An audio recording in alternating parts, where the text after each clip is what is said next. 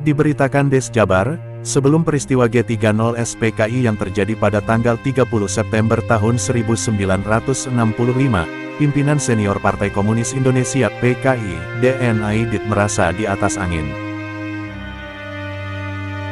Merasa besar kepala menganggap PKI lebih dekat dengan Presiden Soekarno, bahkan DN Aidit sempat meledek Jenderal Ahmad Nasution.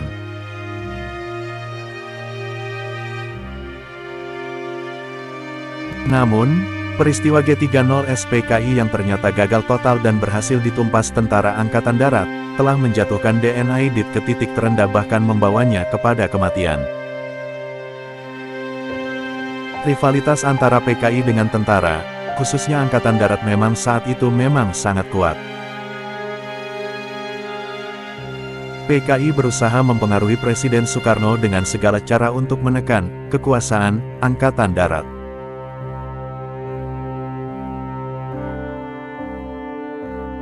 Rivalitas terutama kian memanas setelah para petinggi Angkatan Darat bersikap menolak ide DN Aidit untuk membentuk Angkatan Kelima di luar Angkatan Darat, Laut, Udara, dan Kepolisian.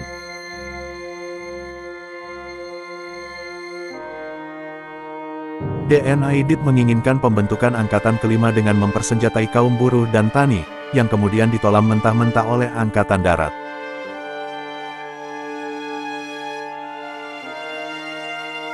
Atas penolakan inilah, DN Aidit dan PKI menghembuskan isu adanya Dewan Jenderal yang akan melakukan kudeta atas kepemimpinan Soekarno.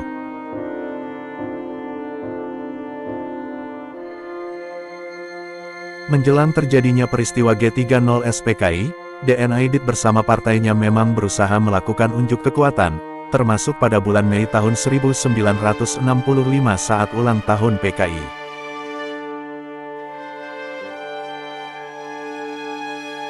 Ulang tahun dilaksanakan sangat meriah dan menjadi perhatian dunia. Sebab, di acara HUT PKI tersebut, mereka memajang foto-foto berukuran besar tokoh-tokoh komunis dunia, seperti Stalin, Lenin, Karl Marx, Mao Zedong, juga DN Aidit, Soekarno dipajang.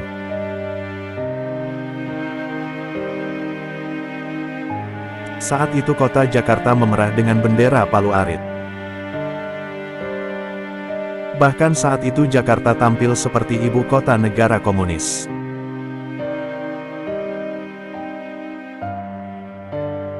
PKI kemudian seperti di atas angin karena pada pidato kenegaraan pada HUT Kemerdekaan RI tanggal 17 Agustus tahun 1965.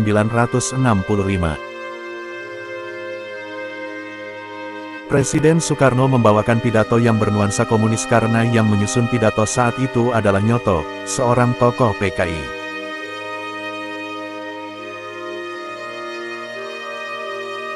Bahkan pada momen HUT Kemerdekaan RI tersebut, Soekarno menyematkan penghargaan tertinggi yakni Bintang Mahaputra kepada DN Aidit sebagai Ketua Umum PKI.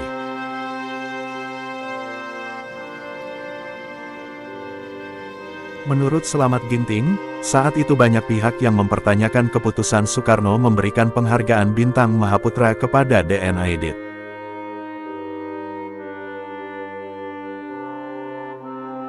Apalagi di masa lalu PKI telah melakukan tindakan-tindakan pemberontakan terhadap pemerintahan Indonesia yang dinilai sebagai tindakan tidak terpuji.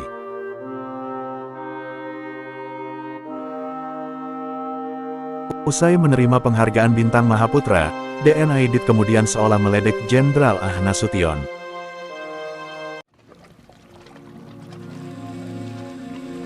Usai menerima penghargaan tersebut, dia kemudian mendekati Jenderal Ahmad Nasution.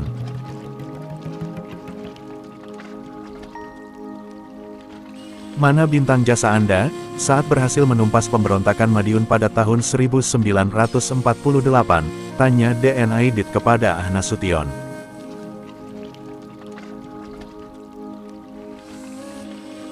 Pertanyaan itu seperti meledek, karena peristiwa Madiun itu kan pemberontakan yang dilakukan PKI.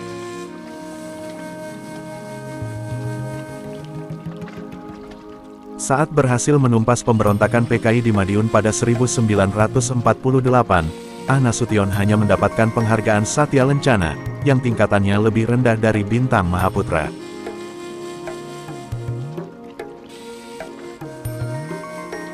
Namun, setelah peristiwa G30 SPKI, DN Aidit seperti jatuh hingga ke titik nadir bahkan terpuruk hingga membawanya ke akhir hidupnya.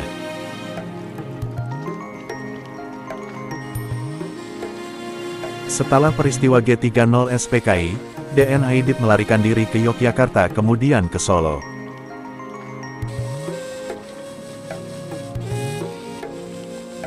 Pelariannya hampir 2 bulan akhirnya berakhir setelah pada tanggal 22 November tahun 1965 sekitar pukul 23 waktu Indonesia Barat, dia berhasil dicinduk di Solo.